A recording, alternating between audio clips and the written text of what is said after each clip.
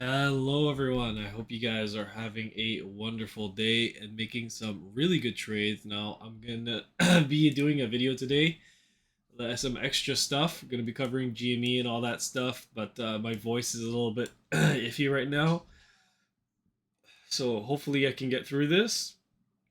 But overall, the markets could be finishing up in this wave five here of the third wave, because you can see we got some bearish divergence going on the daily.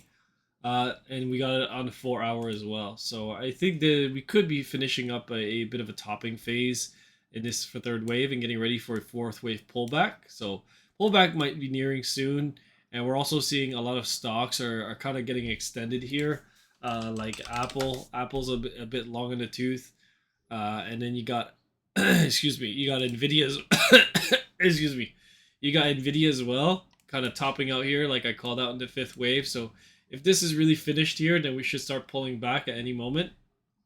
You also got bearish divergence on the daily, on multiple accounts as well. So this could be it, right? This could be it. But we initiated a short position here on Nvidia, very small, not too crazy. We keep all our trades portionally sized inside the Discord. But if we really are going to pull back and this is the top of the market, then we're gonna see Nvidia unravel pretty darn quickly, and then that's gonna prevent the market from going higher. But again, we made another all-time high today.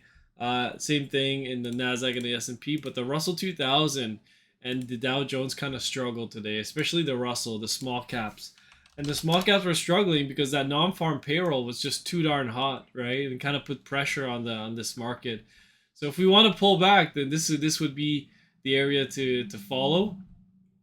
But we'll have to see if this is really going to happen and if it's going to play out. I think right now you're getting a lot of talk about GME, GameStop. I was doing some counts here, so either this is finishing up in its first wave up, and again I gotta make these intermediate, and we're gonna do some more analysis here. So this could be a clear cut crash correction for GME, and I am looking to probably dip buy. I already have an AMC position, funny enough, but again, I think it's back in the red now. It's so volatile; it goes up and down. It's also a small portion inside the portfolio, but I don't want to risk too much, right? In these kinds of names, I'm like, look how much it can go up, 20%, and then back down 15% in a day. So it just goes to show you how volatile these names are right now. But GME uh, could be a dip buy here if it gets back down to $23 or around this area for this gap fill, and then rally back up in the third wave. Um, and this would be the 3 of 3 moment, right? So this would really take GME to like excuse me, 120, maybe even $80, right? $80, sorry, $80 to maybe even 120. So this is the higher levels, because this is I believe the all-time high after the split. So again, remember GME split, right? So they split their stock. They did a 4-to-1. So that's why before this was like $400 a share. Now it's like 118. So this would take us back to the all-time high, right? And if it goes higher, then everyone that's long GME is in profit. And if the hedge funds really are still short, then they're gonna get in a lot of trouble in a hurry. They're gonna panic to cover or something. But this it's gonna end pretty badly for them. And if it does keep going, then in that case, it's all bets are off at that point. And I gotta get rid of these lines right here, because that's the after the pre-split lines that I had. But we clean this up a little bit so it kind of looks a little bit better. Right now it's all messy.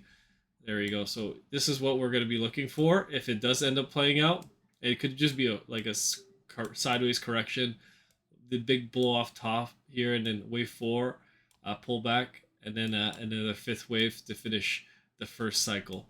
And again, this would mean that we're in a whole new game now. Like this would mean like this is gonna be years of or maybe even months to years of like GameStop going crazy. And again, this has nothing to do with fundamentals. It has everything to do with the emotions of the market and the technicals, right? And I mean, we've been correcting for how long now, right? GameStop has been correcting it's been in the correction territory for like what, 3 years, 2 years. Now it should start to impulse out. So this is the moment right here. Okay, let me get rid of this. This was funny at the time because we thought it's gonna crash, but now it's Pump City. All right. So yeah, squeeze the shorts, guys. The same thing for AMC, but I want to cover some other things here. So Roku, still bullish the name, but I think it's just cooking, right? Let it cook. It needs more time. And then we can take a look at Tesla. Tesla has been consolidating for I don't know how many weeks now. Has it been 5 weeks? It's just been consolidating, right? I think at any moment this is gonna break out. You could throw. Some people are talking about the Bollinger Bands. I mean, look how tight these Bollinger Bands are. So a big move is coming at any moment. Some people were saying that well, the last time they saw the Bollinger Bands this tight on Tesla, it had like a massive breakout towards the upside, right? Or I don't know where the breakout was. I was just reading this on the news the other day, or sorry, today. So I don't really know when it happened, but again, a big move is coming. It's either going to be towards the downside or the upside. I personally am favoring the upside as we do have a long position on Tesla right now. And then we'll take a look at NVIDIA. So yeah, I already talked about NVIDIA, just finishing up in this fifth wave here. Again, hit the sell area perfectly, and then it's just been going down since then. And then let me cover. Let's take a look at the crypto assets because Bitcoin took a dip today, right? And again, this has been the sell area for Mara for quite a bit of time. And today, I think, kind of showed us that maybe crypto is not going to break out just yet. I've been bullish on Bitcoin, but I took my profits today before this dump on our leverage trades with the other crypto service that I have on my other YouTube channel. But overall, I think if the correction doesn't, if it ends here and it goes back up, then we're gonna go breakout. But really seeing this, I'm not so sure that if the breakout is gonna come just now. But I could be wrong. This is just me analyzing one crypto mining stock, but they all pretty much follow the same path, right? They kind of go where all the other ones are going, right? If one goes down, they're all gonna go down because they're all mining the same thing, which is either Bitcoin or excuse me, a couple of other things. All right, jeez, all right, my voice. Let me drink some tea here. 1 second.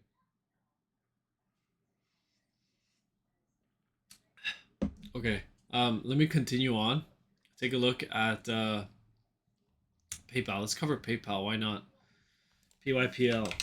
So PayPal is coming out in this impulse here, wave one of the third wave. So it's looking good, right? I've been covering PayPal for quite a bit of time. So this was your dip buy here. Beautiful entry. I don't think the first wave is finished. Let's take a look at the 45-minute cycle. Okay, maybe it could have ended. Okay, it could have ended here. And now you're gonna pull back into two, right? But this could be a shallow two if PayPal is this bullish, and then you're gonna get this breakout moment where like everyone's gonna get left behind. It's gonna go from like 67 to 84 in a couple of weeks, or and then everyone's gonna be like, oh my god, I want to buy PayPal now, and by that time the move is over. But I'm still looking for more upside on PayPal, and I'm very bullish on PayPal. Okay. Let's talk about the yields, right? So the yields today, the TLT got a pretty big pullback.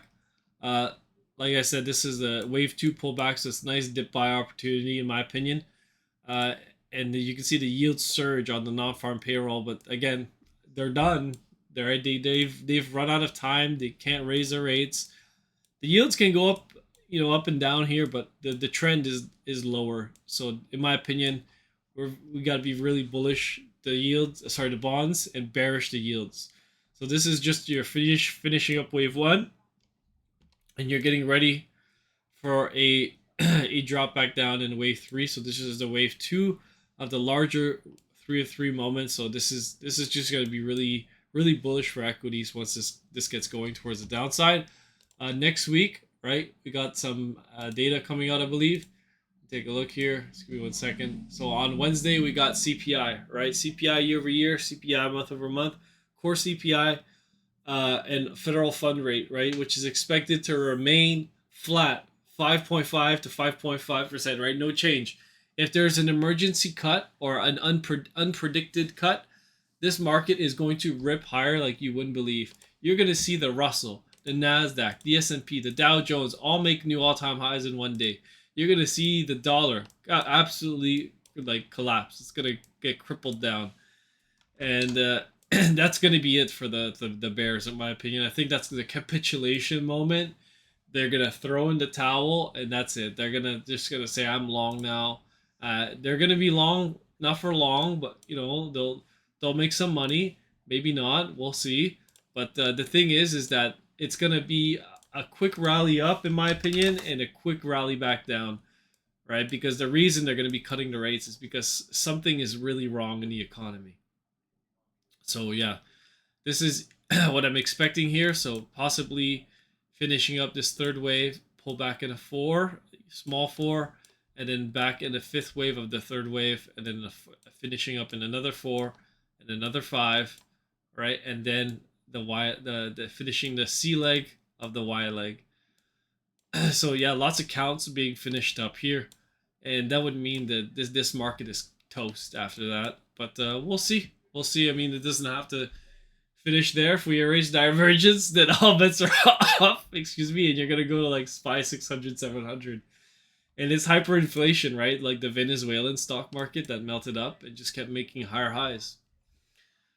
Okay, that's it for me on terms of the yields and the dollar. I could talk quickly about oil. So oil is in this wave 4.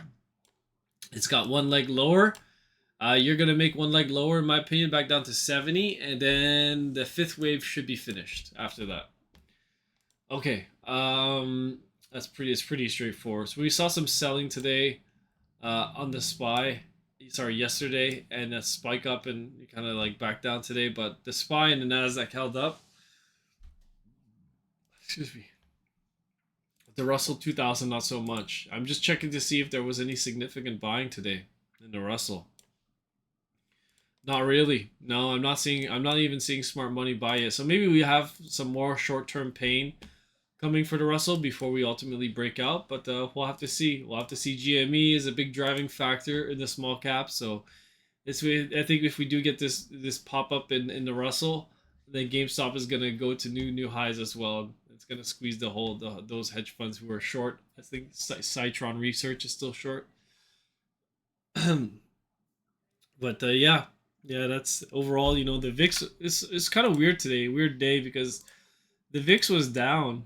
Right, the VIX was down on the day, and you saw the volatility products getting crushed again, and with the market still going down. So to me, I think this looks quite bullish. I think this was just another dip buy opportunity, but we'll see. Maybe we got a little bit more downside. All right, I think that's it for me tonight. I don't think my voice can end a little bit much more. So if you guys want to get access to my portfolio, the link's in the description. Have a wonderful night, and I'll catch you guys next week. Peace.